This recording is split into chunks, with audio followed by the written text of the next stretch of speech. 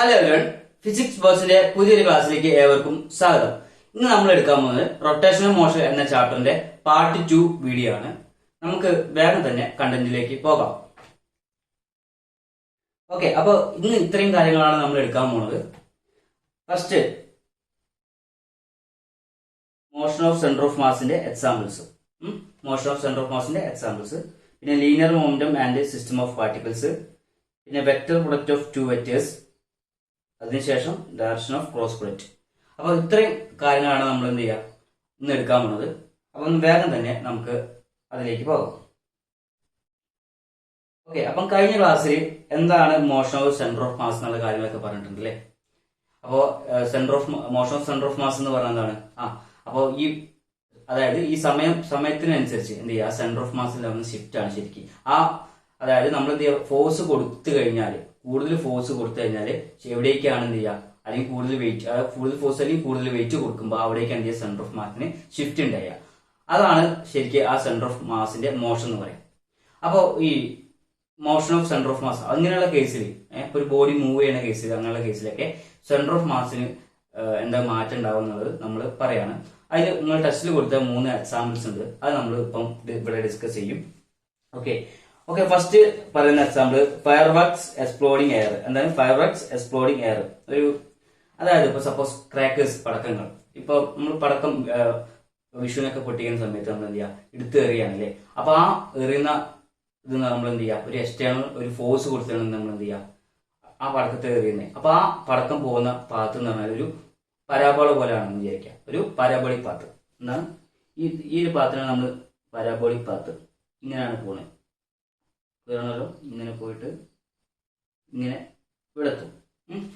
ഈ സമയത്ത് ഈ ക്രാക്കേഴ്സ് അല്ലെങ്കിൽ പടക്കം പൊട്ടുന്ന എയർ വെച്ചിട്ടാണ്, എയർ പൊട്ടുന്നതെന്ന് വിചാരിക്കാം. അങ്ങനെയാണെങ്കിൽ അതൊരു കുറെ ഫ്രാഗ്മെന്റ്സ് ആയിട്ട് പൊട്ടില്ലോ, അത് കുറെ കഷ്ണങ്ങളായിട്ട് തെറിച്ചു പോകും. കുറെ ഫ്രാഗ്മെന്റ്സ് ആയിട്ട് എന്ത് ചെയ്യുക, തെറിച്ചു പോകും പല ഡയറക്ഷനിലേക്ക്. ക്ലിയർ ആണല്ലോ. അപ്പോ ഈ പടക്കം ഇവിടുന്ന് ആ ഒരു പൊട്ടുന്ന അതുവരെ, അതായത് ആ പൊട്ടുന്ന അതുവരെ പോവാൻ നമ്മൾ ഉപയോഗിച്ച് എന്ത് ചെയ്യാം, ഒരു എക്സ്റ്റേണൽ ഫോഴ്സ് ആണല്ലോ. എന്താണ് എക്സ്റ്റേണൽ ഫോഴ്സ് ആണ്. പക്ഷേ ഈ ക്രാക്കേഴ്സ് പൊട്ടുന്ന സമയത്ത് ആ പൊട്ടാൻ സഹായിക്കുന്ന എന്താണ്, അതിനുള്ളിലെ മരുന്നാണ്. അതായത് മരുന്നാണ് അല്ലെ. ആ തിരിയിലൂടെ നമ്മൾ എന്ത് ചെയ്യുക, കത്തിച്ചു കഴിഞ്ഞാൽ എന്നിട്ട് മരുന്നിൽ വരും, മരുന്ന് വന്നിട്ട് എന്ത് ചെയ്യുക, അത് പൊട്ടുന്നത്. അപ്പോൾ അതിന് പൊട്ടാൻ കാരണം എന്ത് ചെയ്യുക, ഇന്റേണൽ ഫോഴ്സസ് ആണ്. എന്താണ്, ഉള്ളിലുണ്ടാകുന്ന ഫോഴ്സസ് ആണ്. അപ്പോൾ ഇവിടെ എന്ത് ഫോഴ്സസ് ആണ്, ഇന്റേണൽ ഫോഴ്സസ് ആണ്. ഓക്കെ, അപ്പൊ നമ്മളിവിടെ പറയാൻ പോണ കാര്യം എന്താ വെച്ച് കഴിഞ്ഞാല്, നമ്മൾ ഒരു ഇന്റേണൽ ഫോഴ്സസ് എന്നുള്ള ഒരു കൺസെപ്റ്റ് ഉണ്ട്. ഇന്റേണൽ ഫോഴ്സസ് എന്ത് ചെയ്യുക, സെന്റർ ഓഫ് മാസിനെ ഒരിക്കലും എന്ത് ചെയ്യുക, അഫക്റ്റ് ചെയ്യൂല. ക്ലിയർ ആണല്ലോ. ഇന്റേണൽ ഫോഴ്സ് സെന്റർ ഓഫ് മാസിനെ അഫക്റ്റ് ചെയ്യൂല. അതായത് ഇപ്പൊ ഈ ആഫ്റ്റർ എക്സ്പ്ലോഷൻ, ഈ എക്സ്പ്ലോഷന് ശേഷം ഈ ക്രാക്കേഴ്സ് പടക്കത്തിന്റെ സെന്റർ ഓഫ് മാസ് എന്നുള്ളത് നമ്മൾ ഇമാജിൻ ചെയ്യുകയാണെങ്കിൽ അത് ഒരു പാരാബോളിക് പാത്ത് എന്ത് ചെയ്യുക, കംപ്ലീറ്റ് ചെയ്യും. എന്താണ്, ഒരു മിനിറ്റ്, ഒരു പാരാബോളിക് പാത്ത് എന്ത് ചെയ്യുക, കംപ്ലീറ്റ് ചെയ്യും. ഇവിടെ കൊടുത്തിട്ടില്ലേ, ഈ ഒരു പാരാബോളിക് പാത്ത് എന്ത് ചെയ്യുക, അത് കംപ്ലീറ്റ് ചെയ്യും. ക്ലിയർ ആണല്ലോ. അപ്പൊ സെന്റർ ഓഫ് മാസ് എന്ത് ചെയ്യുക, എപ്പോഴും ഇന്റേണൽ ഫോഴ്സിന് സെന്റർ ഓഫ് മാസ് അഫക്റ്റ് ചെയ്യുകയും ചെയ്യില്ല. അപ്പോൾ ആ അഫക്റ്റ് ചെയ്യാണ്ട് തന്നെ നമുക്ക് ഇമാജിൻ ചെയ്യുകയാണ്. അപ്പോൾ ഈ സെന്റർ ഓഫ് മാസ് എന്ന് പറയുന്നത് ആ ഒരു പാരാബോളിക് പാത്ത് കംപ്ലീറ്റ് ചെയ്യും. അതാണ് fire works exploding in air എന്ന് പറയുന്നത്. ഓക്കെ, അപ്പൊ നമ്മൾ പറഞ്ഞ കാര്യങ്ങളൊന്ന് വായിക്കാം. A fire works shell moves in A parabolic path. ഒരു പാരാബോളിക് പാത്തിലാണ് മൂവ് ചെയ്യുന്നത്. When it explode ചെയ്ത് കഴിഞ്ഞാൽ the individual fragments move in different direction. പല ഡയറക്ഷനിലേക്ക് ഇന്ത്യ ഫ്രാഗ്മെന്റ്സ് പോകും പടക്കത്തിന്റെ.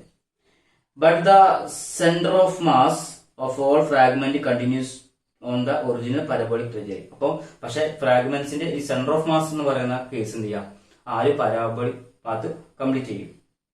This shows that ഇത് പറയുന്നത് internal forces explosion do not offer centre of mass motion. Okay, അതായത് നേരത്തെ പറഞ്ഞ കേസ് തന്നെ. അപ്പൊ ഒരു സെന്റർ ഓഫ് മാസിന്റെ അതായത് ഇന്റേണൽ ഫോഴ്സ് എന്ത് ചെയ്യുക, സെന്റർ ഓഫ് മാസിനെ എന്ത് ചെയ്യുക, അഫക്റ്റ് ചെയ്യുന്നില്ല.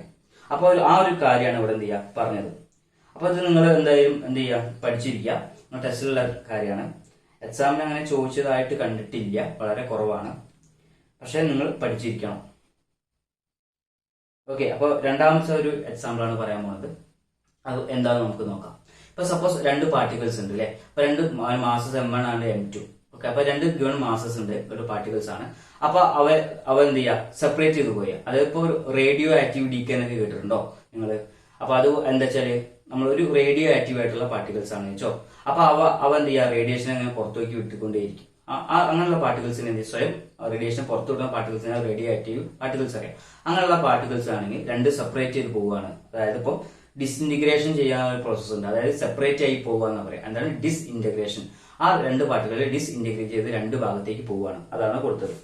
അപ്പോൾ okay, a radio active nucleus at rest decay and form two daughter nuclei fly off in two opposite direction with different velocity but the centre of mass of system remains at rest.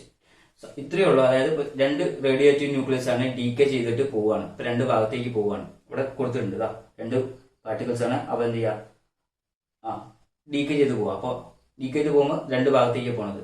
അപ്പോഴും എന്ത് ചെയ്യുക, centre of മാസിന് യാതൊരുവിധ ചേഞ്ചും വരുന്നില്ല എന്ന് പറയാം. എന്താണ് centre of മാസിന് യാതൊരുവിധ ചേഞ്ചും വരുന്നില്ല. ഓക്കെ, അപ്പോ ക്വസ്റ്റ്യൻ ഉണ്ട്, രണ്ട് പാർട്ടിക്കിൾ ഡിസിന്റിഗ്രേറ്റ് ചെയ്ത് രണ്ട് ഭാഗത്തേക്ക് പോവുകയാണെങ്കിൽ അപ്പൊ ഏതിനാണ് കൂടുതൽ മാസ്, ഏതിനാണ് ഹയർ വെലോസിറ്റി എന്ന്. അപ്പോൾ നമുക്ക് അറിയുന്ന ഒരു കേസ് എന്ന് വെച്ചാൽ, ഇപ്പോൾ സപ്പോസ് നമ്മളൊരു രണ്ട് ബോളുകൾ പോവാന്ന് വെച്ചോ. ഇപ്പൊ ഇങ്ങനെ കണക്ട് ചെയ്ത് പറയുകയാണ്, രണ്ട് ബോളുകൾ പോവാണ്, ഒന്നിന്റെ മാസ് കൂടുതലാണ്, ഒന്നിന്റെ മാസ് കുറവാണ്. അപ്പോൾ മാസ് കൂടുതലാണ്, അപ്പം ഭാരം കൂടുതലാണ്. പിന്നെ M എന്നുള്ളതിന് ഭാരം കൂടുതലാണ്, M2 എന്നുള്ളതിന് ഭാരം കുറവാണ്. അപ്പോൾ രണ്ട് വലിയ ബോളുകൾ, ഇത് M1 ബോള്, ഇത് ഒരു മിനിറ്റ്, ഇത് M2 എന്നുള്ള ബോള്. അപ്പൊ ഇത് തറയിലൂടെ ഒരേ വേഗതയിൽ തറയിലൂടെ ഉരുട്ടാന്ന് വെച്ചോ. അപ്പൊ ഏതിനായിരിക്കും വേഗത്തിൽ പോവുക? കാരണം എന്താ, ചെറിയ മാസുള്ളതിന്റെ ചെറിയ മാസുള്ളതിന് എന്ത് ചെയ്യുക, വെലോസിറ്റി കൂടുതലായിരിക്കും. അതായിരിക്കും ഇത് വേഗം പോവുക. ആ ഒരു കൺസെപ്റ്റ് ആണ് ഇവിടെ പറയാൻ പോകുന്നത്. ഓക്കെ, അത്രേ ഉള്ളൂ. അപ്പോഴും എന്ത് ചെയ്യാം, ഞാൻ പറഞ്ഞ കാര്യം എന്താ വെച്ചുള്ളൂ, സെന്റർ ഓഫ് മാസ്, അതായത് രണ്ട് ഡിസിന്റിഗ്രേഷൻ രണ്ട് പാർട്ടിക്കിൾസ് രണ്ട് ഭാഗത്തേക്ക് പോയാലും സെന്റർ ഓഫ് മാസിന് യാതൊരുവിധ മാറ്റം ഉണ്ടാവുന്നില്ല. ഇപ്പൊ സപ്പോസ് ഇതിങ്ങനെ ഒരു ക്വസ്റ്റ്യൻ അടിച്ചു നോക്കുകയാണെങ്കിൽ, which one has lower mass and then which will higher velocity, ഏതിനായിരിക്കും അങ്ങനെയാണെങ്കിൽ ഹയർ വെലോസിറ്റി എന്ന്. അങ്ങനെ കേസ് പറയുകയാണെങ്കിൽ നമുക്കിപ്പം പറയാലോ, ഒരു ഹയർ വെലോസിറ്റി ആണെങ്കിൽ ഇപ്പം നമുക്കറിയാം സെന്റർ ഓഫ് മാസിന്റെ വെലോസിറ്റി എങ്ങനെ കാണാം. അപ്പൊ നമുക്ക് ഇങ്ങനെ എഴുതിക്കൂടെ, velocity of centre of mass എന്ന് പറയുകയാണെങ്കിൽ M1 V1 plus M2 V2 divided by M1 plus M2 എന്ന് എഴുതിക്കൂടെ. ക്ലിയർ? അങ്ങനെയാണെങ്കിൽ നമുക്ക് എന്ത് ചെയ്യാം, VCM അതായത് M1 M2 നമ്മൾ എന്ത് ചെയ്യാം, ലെഫ്റ്റ് ഭാഗത്തേക്ക് കൊണ്ടുവരാം. ഇപ്പൊ സെന്റർ ഓഫ് മാസിന്റെ വെലോസിറ്റി എന്ന് പറയുന്ന സമയത്തേക്ക്, അതായത് M1 plus M2 into VCM എന്ന് പറയുന്നത് M1 V1 plus M2 V2. അപ്പൊ ഇത്ര എഴുതി കൂടെ ശ്രദ്ധിക്കാം. അപ്പോൾ ഇപ്പം നമ്മൾ എന്ത് സെന്റർ ഓഫ് മാസിന്റെ വെലോസിറ്റി എഴുതി, അതിന് M1 M2 എന്നുള്ള മാസിനെ നമ്മൾ ലെഫ്റ്റിലേക്ക് കൊണ്ടുവന്നു. ഇനി ശ്രദ്ധിക്കുക, അപ്പൊ ഞാൻ പറയാം, ഒരു സെന്റർ ഓഫ് മാസ് എന്നുള്ളത് ഒരു എപ്പോഴും റെസ്റ്റിലാണ് ഉണ്ടാവുക. ഏത് സെന്റർ ഓഫ് മാസ് എടുക്കുകയാണെങ്കിൽ അതിന്റെ എപ്പോഴും റെസ്റ്റിലാണ്. അപ്പൊ ഒരു ബോഡിയുടെ സെന്റർ ഓഫ് മാസ് റെസ്റ്റിലാണ്. അപ്പം സെന്റർ ഓഫ് മാസ് എന്ന് പറഞ്ഞാല് റെസ്റ്റിലാണ് വിചാരിക്കാം. അപ്പൊ ഒരു റെസ്റ്റിലാണെങ്കിൽ അവിടെ എന്ത് ചെയ്യാം, വെലോസിറ്റി ഇല്ലല്ലോ, വെലോസിറ്റി ഇല്ല. അപ്പം വെലോസിറ്റി എന്തായിരിക്കും, 0 ആയിരിക്കും. ഒരു ബോഡി റെസ്റ്റിലാണെങ്കിൽ നമുക്കറിയാം വെലോസിറ്റി ഉണ്ടാവില്ല, അപ്പം 0 ആയിരിക്കും. അങ്ങനെയാണെങ്കിൽ ഇവിടെ ഉണ്ടാവുന്ന VCM സെന്റർ ഓഫ് മാസിന്റെ വെലോസിറ്റി എന്ത് ചെയ്യുക, 0 ആയിരിക്കും. കാരണം എന്താ, സെന്റർ ഓഫ് മാസിന് മാറ്റമൊന്നും വരുന്നില്ല. അങ്ങനെയാണെങ്കിൽ നമുക്ക് ഇങ്ങനെ എഴുതാം, M1 പ്ലസ് M2 എന്ന് പറയുന്നത് 0 equal to M1 V1 plus M2 V2. അങ്ങനെയാണെങ്കിൽ നമുക്ക് ഇങ്ങനെ എഴുതി കൂടെ, ഇത് ഭാഗം ടോട്ടലി 0 ആയിപ്പോയി, ഇത് ടോട്ടലി 0 ആയിപ്പോയി. അങ്ങനെയാണെങ്കിൽ നമുക്ക് എഴുതി കൂടെ M1 V1 is equal to minus of M2 equal to minus M2 V2. Clear ആണല്ലോ? M1 V1 is equal to minus M2 V2. അപ്പൊ ഇത്രയും കാര്യങ്ങൾ നമുക്ക് എഴുതാൻ പറ്റും. ഓക്കെ, അപ്പോൾ M1 V1 എന്ന് പറയുന്നത് നമുക്ക് equal to minus of M2 V2. അങ്ങനെയാണെങ്കിൽ നമുക്ക് ഇതെന്ന് അറിയാം, മാസും വെലോസിറ്റിയും എന്ത് ചെയ്യാം, മൊമെന്റ് ആണ്. അതായത് MV എന്ന് പറഞ്ഞാൽ ഒരു കോൺസ്റ്റന്റ് എഴുതി കൂടെ, MV എന്ന് പറയുന്നത് കോൺസ്റ്റന്റ് ആണ്. മാസും വെലോസിറ്റിയും ഇവിടെ കോൺസ്റ്റന്റ് ആയിട്ട് എടുക്കുക. അതായത് M1 V1 = -mt v2. അതായത് M1 ഉം M2 ഈക്വൽ ആണെന്നുള്ള കേസ് ആണെങ്കിൽ MV = a കോൺസ്റ്റന്റ് എഴുതാൻ പറ്റും. ഓക്കെ, അങ്ങനെയാണെങ്കിൽ നമുക്ക് എഴുതി കൂടെ M = a constant into 1/v. എന്താണ്? M = a constant into 1/v. അങ്ങനെ എഴുതി കൂടെ? എങ്ങനെ എഴുതാം? അപ്പൊ ഇതിന്റെ അർത്ഥം എന്താണ്? ഇവിടെ മാസ് കൂടുമ്പോൾ വെലോസിറ്റി കുറയുന്നതാണ് പറഞ്ഞത്. അതായത് mass inversely proportional to 1/v. അതായത് M എന്ന് പറയുന്നത് ഇൻവേഴ്സ്ലി പ്രൊപ്പോർഷണൽ ടു 1/v ആയിരിക്കും. ഏതിനാണ് മാസ് കൂടുതൽ ബോഡിക്ക് എന്ത് ചെയ്യാം? വെലോസിറ്റി കൂടുതലായി കുറയും. അതായത് മാസ് കൂടുമ്പോൾ വെലോസിറ്റി കുറയും. അതായത് മാസ് എക്സാമ്പിൾ ആയിട്ട് മാസ് കൂടുകയാണെങ്കിൽ വെലോസിറ്റി കുറയും. അതാണ് അതിന്റെ അർത്ഥം. അപ്പോൾ ഇപ്പം നല്ല മാസമുള്ള ബോഡി എടുക്കുക. അപ്പൊ നല്ല മാസമുള്ള ബോഡിക്ക് എന്ത് ചെയ്യുക? വെലോസിറ്റി കുറവായിരിക്കും, വേഗത കുറവായിരിക്കും. അപ്പം മാസ് കുറഞ്ഞ ഒരു ബോഡിയാണ് വെലോസിറ്റി കൂടുതലായിരിക്കും. ആ ഒരു കാര്യമാണ് ഇപ്പൊ ഇതിലൂടെ പറഞ്ഞത്. ഈ കാര്യങ്ങൾ എല്ലാവർക്കും മനസ്സിലായി വിശ്വസിക്കുന്നു. നമ്മൾ എന്ത് ചെയ്യാം? അടുത്ത ഒരു കാര്യത്തേക്ക് പോവാം. അടുത്ത എക്സാമ്പിൾ പറയാം. ഓക്കെ, അപ്പോൾ ഇത് ജസ്റ്റ് നിങ്ങൾ എന്താ കാര്യങ്ങൾ മാത്രം മനസ്സിലാക്കിയാൽ മതി. Motion of binary stars. അപ്പോൾ ബൈനറി സ്റ്റാർസ് എന്ന് പറയുകയാണെങ്കിൽ 2 സ്റ്റാർസ് ആണല്ലേ. ആ 2 സ്റ്റാർസ് എന്ത് ചെയ്യുക? ഗ്രാവിറ്റേഷണൽ ഫീൽഡിന് അനുസരിച്ച് എന്ത് ചെയ്യുക? മൂവ് ചെയ്യുകയാണ്. അങ്ങനെയുള്ള സ്റ്റാർസിനെ പറയാണ് ബൈനറി സ്റ്റാർസ് പറയാം. അപ്പം ബൈനറി സ്റ്റാർസ് എന്ന് പറഞ്ഞാൽ binary stars are 2 stars that move around each other because of gravity. ഗ്രാവിറ്റിനെ ആസ്പദമാക്കി മൂവ് ചെയ്യാണ്. സപ്പോസ് ഇവിടെ ഒരു ഡയഗ്രം ഒക്കെ കൊടുത്തിട്ടുണ്ട്. അപ്പം ഞാൻ വരയ്ക്കാം, നിങ്ങൾ നോക്കാം. ഇപ്പോൾ 2 സ്റ്റാർ ഉണ്ട്, star A and star B, 2 star ഉണ്ട് വയ്ക്കാം. ഓക്കെ, അപ്പോൾ നമുക്കറിയാം 2 സ്റ്റാറുകളുണ്ട്. ഇപ്പോൾ ഇവരുടെ മാസസ് ഏകദേശം ഈക്വൽ ആണെന്ന് വയ്ക്കാം. ഇവരുടെ മാസസ് ഏകദേശം ഈക്വൽ ആണെങ്കിൽ, അപ്രോക്സിമേറ്റ്ലി ഈക്വൽ ആണെങ്കിൽ നമുക്ക് എന്ത് പറയാൻ പറ്റും? അതിനൊരു സെന്റർ ഓഫ് മാസ് പറയാൻ പറ്റുമല്ലോ. അപ്പൊ അതിനൊരു സെന്റർ ഓഫ് മാസ് ഉണ്ടെന്ന് വിചാരിക്കാം. സെന്റർ ഓഫ് മാസ് ഉണ്ടോ? ആ സെന്റർ ഓഫ് മാസ് എന്ന് പറഞ്ഞാൽ ഇതിന്റെ സെൻട്രലാക്കി ഉണ്ടാവുക. അതിന്റെ മാസസ് ഈക്വൽ ആണെങ്കിൽ ഒരു സെന്റർ ഓഫ് മാസ് പറയാൻ പറ്റുകയാണെങ്കിൽ അത് സെൻട്രലാക്കി എന്ത് ചെയ്യുക? അതിന്റെ സെന്റർ ഓഫ് മാസ് ഉണ്ടെന്ന് വിചാരിക്കാം. അങ്ങനെയാണെങ്കിൽ അത്ര കാര്യങ്ങൾ നമുക്കറിയാം. ഓക്കെ, അപ്പോ കാര്യം ഇത്രേ ഉള്ളൂ. ഇപ്പോ നമ്മള് സെന്റർ ഓഫ് മാസ് എന്നുള്ള കൺസെപ്റ്റ് പറഞ്ഞു.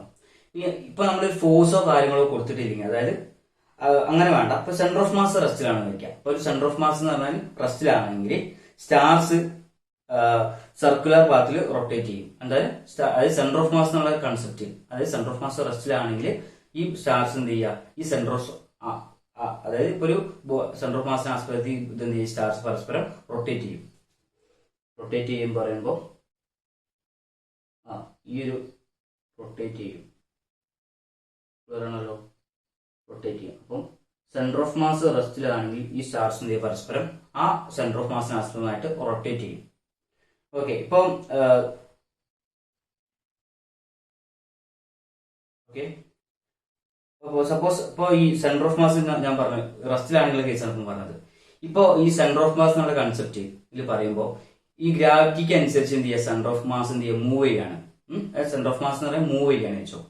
മൂവ് ചെയ്യുകയാണെങ്കിൽ നമുക്ക് ഇവിടെ പറയാൻ പറ്റും ഈ പാർട്ടിക്കിൾസ് എന്ത് ചെയ്യുക? ഒരു കോംപ്ലിക്കേറ്റഡ് ട്രജക്ടറി പാത്തിലാണ് എന്ത് ചെയ്യുക? മൂവ് ചെയ്യുക. അതായത് കോംപ്ലിക്കേറ്റഡ് ട്രജക്ടറി പാത്തിലാണ് എന്ത് ചെയ്യുക? മൂവ് ചെയ്യുക. അതായത് ഇപ്പം സെൻട്രൽ ഉണ്ടെങ്കിൽ, ഇപ്പൊ സപ്പോസ് ഇവിടെ ഇതാണ് സെന്റർ എന്ന് വെച്ചോ, ഇതാണ് സെന്റർ ഓഫ് മാസ്. ഇവിടെ ആണ് particles star S1 and star S2 എന്ന് വിചാരിക്കുക. അങ്ങനെയാണെങ്കിൽ ഇവ എന്ത് ചെയ്യുക? ഈ സെന്റർ ഓഫ് മാസ് ഇങ്ങനെ മൂവ് ചെയ്തുകൊണ്ടിരിക്കുകയാണ്. സെന്റർ ഓഫ് മാസ് മുന്നോട്ട് മൂവ് ചെയ്യാണ്. അപ്പൊ സെന്റർ ഓഫ് മാസിന് അനുസരിച്ച് എന്ത് ചെയ്യുക? ഇതിങ്ങനെ കോംപ്ലിക്കേറ്റഡ് ട്രജക്ടറി മേലെ പരസ്പരം എന്ത് ചെയ്യുക? അങ്ങോട്ടും ഇങ്ങോട്ടും ചുറ്റിക്കൊണ്ടിരിക്കും. ഒരു കോംപ്ലിക്കേറ്റഡ് ട്രജക്ടറിയിൽ എന്ത് ചെയ്യുക? നമ്മൾ ഈ സ്റ്റാർസ് സഞ്ചരിച്ചുകൊണ്ടിരിക്കും. അപ്പൊ സെന്റർ ഓഫ് മാസിന് ചുറ്റും എന്ത് ചെയ്യുക? അപ്പൊ അങ്ങനെ ഒരു കോംപ്ലിക്കേറ്റഡ് ട്രജക്ടറിയിൽ സഞ്ചരിച്ചുകൊണ്ടിരിക്കും. ഇങ്ങനെയാണ് പറയുന്നത്. S1 S2 അങ്ങനെയാണെങ്കിൽ S1 എന്ന് പറയുമ്പോൾ ഇങ്ങനെയായിരിക്കും സഞ്ചരിച്ചുകൊണ്ടിരിക്കുക. കോംപ്ലിക്കേറ്റഡ് ട്രജക്ടറിയിൽ സഞ്ചരിച്ചുകൊണ്ടിരിക്കും. ഇതാണ് ഇവിടെ പറഞ്ഞത് മോഷൻ ഓഫ് ബൈനറി സ്റ്റാർസ് എന്നുള്ളത്. അപ്പോൾ നിങ്ങൾ ഇത്ര കാര്യങ്ങളൊക്കെ മനസ്സിലാക്കേണ്ടത്. അപ്പോൾ പിന്നെ എക്സാമ്പിൾസ് ചോദിക്കുമ്പോൾ ഇതൊക്കെയാണ് എഴുതേണ്ടത്. ഓക്കെ, അപ്പൊ ഇതൊന്ന് ജസ്റ്റ് വായിക്കാം. ദേ ഡോണ്ട്, ബൈനറി സ്റ്റാർസിനെ കുറിച്ച് പറയും. They don't move in circles around each other directly. Direct ആയിട്ട് സർക്കിളിലെ ചുറ്റും മൂവ് ചെയ്യണില്ല. Instead both stars move around A common centre of mass. ഒരു വെറുതെ ചുറ്റിയല്ല സെന്റർ ഓഫ് മാസിനെ ആസ്പദമായിട്ട് എന്ത് ചെയ്യുക ഇത് റൊട്ടേറ്റ് ചെയ്യുന്നത്. അപ്പോൾ ഈ കാര്യമാണ് മോഷൻ ഓഫ് ബൈനറി സ്റ്റാർസ് എന്നത്. അപ്പൊ എന്താ ഇത് പറയേണ്ട കാര്യം എന്താ വെച്ചാൽ ബോഡി റെസ്റ്റിലാണ്, സെന്റർ ഓഫ് മാസ് ഉണ്ടെങ്കിൽ സെന്റർ ഓഫ് മാസ് റെസ്റ്റിലാണെന്നുണ്ടെങ്കിൽ അതിനെ ആസ്പദി ബോഡി റൊട്ടേറ്റ് ചെയ്യും. ഇപ്പോൾ സെന്റർ ഓഫ് മാസ് എന്നുള്ള കൺസെപ്റ്റ് മൂവ് ചെയ്യുകയാണെങ്കിൽ മുന്നോട്ട് മൂവ് ചെയ്യുകയാണെങ്കിൽ സെന്റർ ഓഫ് മാസ് എന്നുള്ള കൺസെപ്റ്റ് മൂവ് ചെയ്യുകയാണെന്നുണ്ടെങ്കിൽ അപ്പോൾ ആ ബോഡി എന്ത് ചെയ്യുക ഒരു സർക്കുലർ പാത്തിലാണ് എന്ത് ചെയ്യുക സ്റ്റാർസ് ഫോളോ ചെയ്യുക. അപ്പോൾ ഈ കാര്യങ്ങളാണ് ഇപ്പോൾ ഇതിൽ പറയാനുള്ളത്. ഇനി നമ്മൾ അടുത്തൊരു ഭാഗത്തേക്ക് പോവാണ്, linear moment of system of particles. അപ്പോൾ ഇത് നിങ്ങൾ ടെസ്റ്റിൽ കൊടുത്തൊരു ചെറിയൊരു ഭാഗമാണ്. അപ്പോൾ അതെന്താണെന്ന് പറയാം. അപ്പം സിസ്റ്റം ഓഫ് പാർട്ടിക്കിൾസ് കുറേ പാർട്ടിക്കിൾസ് ഉണ്ട് വിചാരിക്കാം. അപ്പൊ ആ കുറെ പാർട്ടിക്കിൾസിന്റെ ലീനിയർ മൊമെന്റ് എങ്ങനെയാണ് നമ്മൾ റെപ്രസെന്റ് ചെയ്യുക, ആ കാര്യങ്ങളാണ് പറയുന്നത്. ഓക്കെ, അപ്പൊ linear moment of system of particles. അപ്പോൾ സിസ്റ്റം ഓഫ് പാർട്ടിക്കിളിന്റെ ലീനിയർ മൊമെന്റ്സിനെ കുറിച്ചാണ് പറയാൻ പോകുന്നത്. നമുക്ക് നേരത്തെ പഠിച്ചൊരു കേസ് ഉണ്ട് അല്ലേ. അപ്പൊ നമ്മൾ എന്താ പറയാ ലീനിയർ മൊമെന്റം എന്ന് പറയുമ്പോൾ നമ്മൾ എന്ത് ചെയ്യാം, P is equal to M V എന്ന് പഠിച്ചില്ലേ. എം മാസുള്ള ബോഡി വി വെലോസിറ്റി സഞ്ചരിക്കുകയാണെങ്കിൽ അവിടെ ഉണ്ടാവുന്ന മൊമെന്റത്തിനെ നമ്മൾ എങ്ങനെ റെപ്രസെന്റ് ചെയ്യാം. മൊമെന്റം എന്ന് പറയുന്നത് P is equal to M V എന്ന് റെപ്രസെന്റ് ചെയ്യാലോ. P is equal to M V. അതുപോലെ തന്നെ ന്യൂട്ടന്റെ രണ്ടാം ലോ, അതായത് സെക്കൻഡ് ലോ എന്തേനി, F is equal to D P by D T, rate of change of momentum. അത്ര കാര്യങ്ങൾ നമുക്ക് അറിയാം. ഓക്കെ, ഇനി നമ്മൾ ചെയ്യേണ്ടത് വെച്ചാൽ ഒരു സിസ്റ്റം കൺസിഡർ ചെയ്യുക. അതായത് n നമ്പർ ഓഫ് സിസ്റ്റംസ് ഉണ്ട്, അതായത് കുറെ പാർട്ടിക്കിൾസ് ഉള്ള സിസ്റ്റം ഉണ്ട്. അപ്പൊ ആ ഓരോ പാർട്ടിക്കിൾ ഉണ്ടാകുന്ന masses M1 M2 M3 etcetera to Mn ആണ്. ക്ലിയർ ആണല്ലോ. അങ്ങനെ velocity V1 V2 V3 et cetera to Vn ആണ്. അങ്ങനെയാണെങ്കിൽ ഇവ പരസ്പരം കൊളൈഡ് ചെയ്യാണ്. ഓക്കെ, അങ്ങനെയാണെങ്കിൽ അതായത് ഒരു system n consider n particles in a system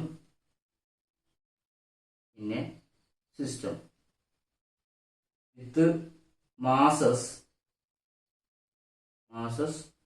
M1 ഒന്നുകൂടി മാച്ച് ചെയ്ത masses M1 M2 etc to Mn and velocity ഉണ്ടാവില്ല, velocity V1 V2 etc to Vn. അങ്ങനെയാണെങ്കിൽ ഇവ എന്ത് ചെയ്യാം, ഒരു ഇൻട്രാക്ഷൻ നടക്കുകയാണ്. അതായത് ഇപ്പൊ suppose the particles are in interaction. During interaction particles are interacting.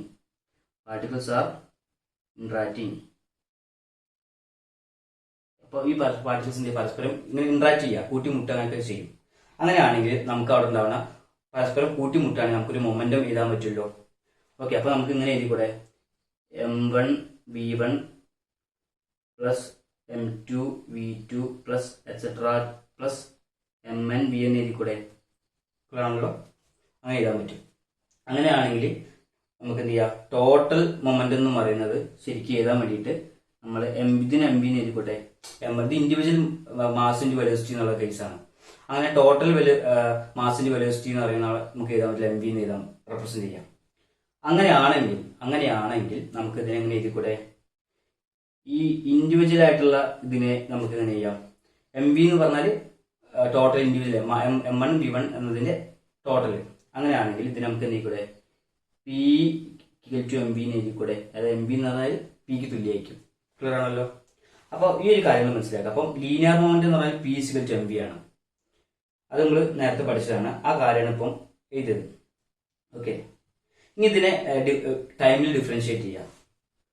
Differentiate with respect to ടൈമിൽ ഡിഫറൻഷിയേറ്റ് ചെയ്ത് എന്താ കിട്ടുക, D P by D T equal to D by D T of M B എഴുതാൻ പറ്റും.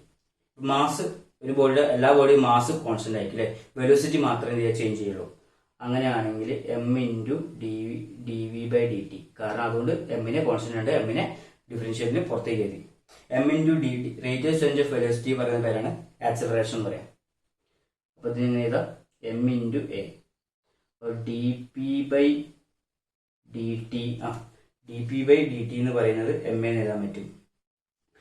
D P by D T is equal to M A. M എന്ന് പറഞ്ഞാൽ എന്താ, force അല്ലേ. ഓക്കെ, ഫോഴ്സ് പറഞ്ഞാൽ എക്സ്റ്റേണൽ ഫോഴ്സ്. ക്ലിയർ ആണല്ലോ. ഓക്കെ, അപ്പോൾ rate of change of moment എന്ന് പറഞ്ഞു കഴിഞ്ഞാൽ ഫോഴ്സിന് കിട്ടി. അതാണ് ന്യൂട്ടന്റെ സെക്കൻഡ് ലോ. അത് F = dp/dt. ഓക്കെ, ഇനി നമ്മൾ പറയാം there is no net force acting on system. എന്താ, there is no net force, external force ഒന്നും കൊടുത്തിട്ടില്ലെങ്കിൽ എങ്ങനെയായിരിക്കും rate of change of moment എന്ത് ചെയ്യുക, അതും 0 ആയിരിക്കും. അങ്ങനെയാണെങ്കിൽ മൊമെന്റ് എന്തായിരിക്കും കിട്ടുക, എഴുതി നോക്കാം. dp/dt പറഞ്ഞാൽ F എക്സ്റ്റേണൽ ആണ് അല്ലെ. അപ്പം ഈ F എക്സ്റ്റേണൽ എന്ന് പറയുന്നത് 0 ആണെങ്കിൽ, F എക്സ്റ്റേണൽ 0 ആണെങ്കിൽ നമുക്ക് എഴുതാമല്ലോ dp/dt എന്ന് പറഞ്ഞാൽ അത് 0 ആവല്ലോ. അങ്ങനെയാണെങ്കിൽ P = a കോൺസ്റ്റന്റ് എഴുതിക്കൂടെ, P = a കോൺസ്റ്റന്റ്. ക്ലിയർ ആണല്ലോ. അപ്പോൾ ഒരു ബോഡിയുടെ ലീനിയർ മൊമെന്റം, അത് സിസ്റ്റം ഓഫ് കുറെ നമ്പർ ഓഫ് പാർട്ടിക്കിൾസ് ഉണ്ടെങ്കിൽ അതിന് ലീനിയർ മൊമെന്റം എങ്ങനെ റെപ്രസെന്റ് ചെയ്യാന്ന് പഠിച്ചല്ലോ. അപ്പോൾ ഇത്രയും കാര്യങ്ങളാണ് പറയാനുള്ളത്. അപ്പം നമ്മളിത് തുടങ്ങുന്നത് ന്യൂട്ടന്റെ സെക്കൻഡ് ലോ ഓഫ് മോഷൻ വെച്ചിട്ടാണ്. അപ്പൊ അതിന് എന്ത് ചെയ്യാം, ഒരു സിസ്റ്റത്തിൽ കുറെ പാർട്ടിക്കിൾസ് ഉണ്ട്, അതിന് ഗിവൺ മാസസ് ഉണ്ടാവല്ലോ. അപ്പൊ മാസസ് ഉണ്ട്, ഗിവൺ വെലോസിറ്റി ഉണ്ടാവും, കൂട്ടി. അപ്പൊ എന്ത് ചെയ്യാം, കുറച്ചും കൂട്ടിയിടിക്കുകയാണ്. അപ്പൊ കൂട്ടിയിടിക്കുമ്പോൾ അതിന് ഗിവൺ ഒരു മൊമെന്റ് ഉണ്ടാവും. അപ്പം P = P1 + P2 + etc. to Pn, ആ ഒരു രീതിയിൽ മൊമെന്റ് ഉണ്ടാവും. അതാണ് ശരിക്കും നമ്മളിവിടെ ഇത് P = mv എന്ന് പറയാം. അപ്പൊ ടോട്ടൽ മൊമെന്റ് മാസിന്റെ വെലോസിറ്റിന്റെ ഈക്വലാണ് മൊമെന്റം എന്ന് പറയാം. അങ്ങനെയാണെങ്കിൽ അതിന് ഡിഫറൻഷിയേറ്റ് ചെയ്ത് കഴിഞ്ഞാൽ നമുക്ക് എന്താ കിട്ടുന്നത് വെച്ചാൽ മൊമെന്റം കോൺസ്റ്റന്റ് ആണെന്ന് കിട്ടും. മൊമെന്റം കോൺസ്റ്റന്റ് ആണ്. അപ്പോൾ ഇവിടെ ഇൻഡിവിജ്വലി നടക്കുന്ന കുറെ കൊളീഷൻസ് ഇല്ല. അപ്പൊ ഈ കൊളീഷനിൽ എന്ത് ചെയ്യാം, നമുക്ക് കിട്ടുന്നത് എന്ത് ചെയ്യാം, മൊമെന്റം കോൺസ്റ്റന്റ് ആയിട്ട് കിട്ടുക. അപ്പൊ ഒരു സിസ്റ്റം എടുക്കുകയാണെങ്കിൽ അതിൻ്റെ ഉണ്ടാവുന്ന ആകെ മൊമെന്റ് എന്ന് പറഞ്ഞാൽ ഇൻഡിവിജ്വൽ പാർട്ടിക്കിൾസിന്റെ എല്ലാം സമ്മാണ്. അപ്പൊ ഈ കാര്യങ്ങളാണ് ഇതിൽ മനസ്സിലാക്കേണ്ടത്. ഓക്കെ, അപ്പൊ നമ്മൾ എന്ത് ചെയ്യാം, അടുത്ത ഭാഗത്തേക്ക് പോകാം. ഓക്കെ, അപ്പം വെക്ടർ പ്രൊഡക്റ്റ് ഓഫ് 2 വെക്ടേഴ്സ് അല്ലെ. അപ്പോൾ നമ്മൾ വെക്ടർ പ്രൊഡക്റ്റിനെ കുറിച്ചൊക്കെ കുറച്ച് കാര്യങ്ങളൊക്കെ പറഞ്ഞിട്ടുണ്ട്. അപ്പോൾ അതിന് ചെറിയൊരു കാര്യം കൂടി ഈ ഭാഗത്ത് പറയാം. ഓക്കെ, അപ്പം വെക്ടർ പ്രൊഡക്റ്റിനെ കുറിച്ച് പറയാണ്. ഇത്ര കാര്യങ്ങൾ നിങ്ങൾ ശ്രദ്ധിക്കേണ്ടുള്ളൂ. 2 വെക്ടേഴ്സ് ക്രോസ് ചെയ്യുക, അല്ലെങ്കിൽ ക്രോസ് ചെയ്യാൻ, അല്ലെങ്കിൽ ക്രോസ് പ്രൊഡക്റ്റ് എടുക്കുക, അല്ലെങ്കിൽ വെക്ടർ പ്രൊഡക്റ്റ് എടുക്കുക എന്ന് പറയുമ്പോൾ നമുക്ക് എന്ത് ചെയ്യാം, മൂന്നാമത്തെ ഒരു വെക്ടറാണ് കിട്ടുക. മൂന്നാമത് ഒരു വെക്ടറാണ് കിട്ടുക. A ക്രോസ് B എന്നുള്ളത് എടുത്തു കഴിഞ്ഞാൽ നമുക്ക് എന്ത് C എന്നുള്ള ഒരു വെക്ടറാണ് കിട്ടുക. അങ്ങനെയാണെങ്കിൽ നമ്മൾ പറയേണ്ടതെന്ന് വെച്ചാൽ A ക്രോസ് B = C ആണെങ്കിൽ, C എന്നുള്ള വെക്ടർ ആണെങ്കിൽ വെക്ടർ B ക്രോസ് A എന്ന് പറഞ്ഞാൽ ഒരിക്കലും C ആവൂല. കാരണം എന്തായിരിക്കും, നെഗറ്റീവ് ആയിരിക്കും, അതിന്റെ ഓപ്പോസിറ്റ് ആയിരിക്കും. വെക്ടർ A ക്രോസ് B എന്ത് ചെയ്യുക, ഇതിനർത്ഥം എന്താ, vector A cross B = C ആണ്, പക്ഷേ B ക്രോസ് A ≠ C അല്ല, അതിന്റെ ഓപ്പോസിറ്റ് ആയിരിക്കും, നെഗറ്റീവ് സൈൻ ഇടണം. ആ ഒരു കാര്യങ്ങളാണ് ഇതിൽ പ്രധാനമായും മനസ്സിലാക്കേണ്ടത്. ഇപ്പോ A ക്രോസ് B എന്ന് പറഞ്ഞാൽ ഒരു വെക്ടർ ആണ്, C എന്നുള്ള വെക്ടർ ആണെങ്കിൽ then find the magnitude of C. അപ്പൊ C എന്നുള്ള വെക്ടറിന്റെ മാഗ്നിറ്റ്യൂഡ് കാണാൻ പറഞ്ഞു കഴിയുമ്പോൾ നമുക്കറിയാം 2 വെക്ടേഴ്സ് കൺസിഡർ ചെയ്യാം, vector A and vector B ഇവിടെ കൺസിഡർ ചെയ്തിട്ടുണ്ട്. അങ്ങനെയാണെങ്കിൽ ഈ ഒരു വെക്ടറിന്റെ ഈ ഒരു വെക്ടറിന്റെ മാഗ്നിറ്റ്യൂഡ് കാണാന്ന് പറയുമ്പോൾ ആ തേർഡ് വെക്ടർ കാണുമല്ലോ. അപ്പൊ ആ തേർഡ് വെക്ടർ ആറ്റ്, ഒരു മിനിറ്റ്. ഓക്കെ, അപ്പൊ തേർഡ് വെക്ടർ ആറ്റ് ചെയ്യണത് ഇങ്ങനെയായിരിക്കും. ഒരു മിനിറ്റ്. ഓക്കെ, ഇതാണ് C എന്നുള്ള വെക്ടർ ആറ്റ് ചെയ്യുന്ന ഡയറക്ഷൻ. അപ്പൊ 2 വെക്ടേഴ്സ് A B എന്നുള്ള വെക്ടർ ആറ്റ് ചെയ്യാണ്.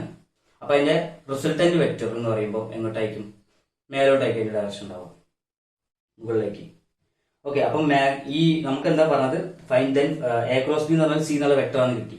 അങ്ങനെയാണെങ്കിൽ then find the magnitude of C. C എന്ന വെക്ടറിന്റെ മാഗ്നിറ്റ്യൂഡ് കാണാന്ന് പറയുമ്പോൾ ഇവിടെ എഴുതിയിട്ടുണ്ട് മാഗ്നിറ്റ്യൂഡ് ഓഫ് C വെക്ടർ എന്ന് പറയുകയാണെങ്കിൽ നമുക്ക് എങ്ങനെ എഴുതാൻ പറ്റും, magnitude of A cross B.